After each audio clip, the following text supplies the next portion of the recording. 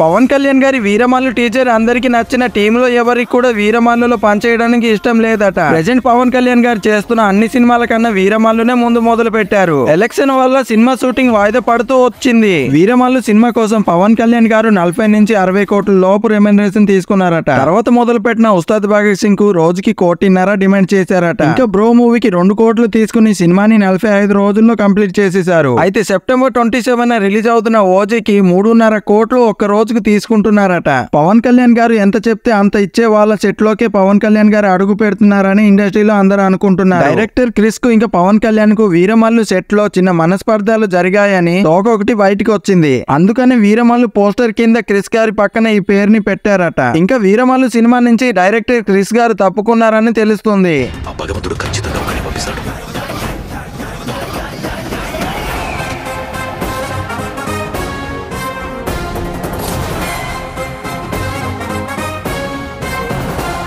వాడొచ్చి దొంగతనందరూ లెక్కలు సరి చేస్తాడు.